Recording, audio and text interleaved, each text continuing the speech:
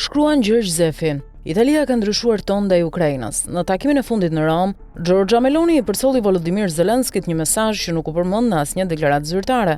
Koha për koncesionet dhimbshme ka ardhur. Me fjalë të tjera, Europa po i kërkon Kievit të përgatitet për kompromis, ndoshta edhe për dorëzime territoriale. Këto janë sinjalet që rrjedhin nga burimet të sigurta pranë Palazzo Chigit, të cituara nga gazeta italiane Corriere della Sera.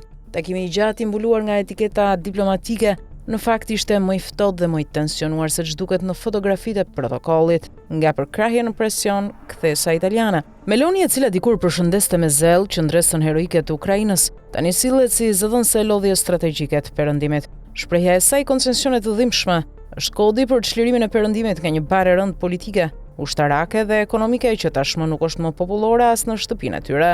Por në këtë skemë Italia, një nga vendet themeluese të Bashkimit Evropian, nuk duket se po sillet si fuqi udhëheqëse, përkundrazi po rreshtohet pa shumë zhurmë pas agjendës amerikane, e cila kërkon të mbyll dosjen ukrainase para 2026-s. SBA jo Brukseli po vendos për paqen. Meloni vetë bëri të qartë, zgjidhja nuk do të vijë nga Brukseli, por nga Washingtoni. Ky është rrëfim i heshtur se Bashkimi Evropian është defaktorizuar nga vendimarrja për paqen dhe Italia ndonse vend me peshë në Bashkimin Evropian ka pranuar rolin e ndërmjetësuese së dytë. Në thelb Italia nuk po vepron si një shtet i madh, nuk po propozon, nuk po udhëheq, por po përcjell direktiva. Siç do thoshte Stanley Kubrick në mënyrë brutale, shtetet e mëdha sillen si gangster, ndërsa shtetet e vogla si prostituta. Në këtë metaforë të errët të real politikës, Italia ka zgjedhur të mos jetë as gangster, as fuqi e madhe, por një zë përsëritës i agjendës që i serviret. Çfarë do të thotë kjo për Ballkanin? Çdo kompromis i madh për Ukrainën, sidomos nëse prek territore, mund të hap precedentin më të rrezikshëm për shtetet me konflikte të ngrira dhe minoritetet të instrumentalizuara nga Moska.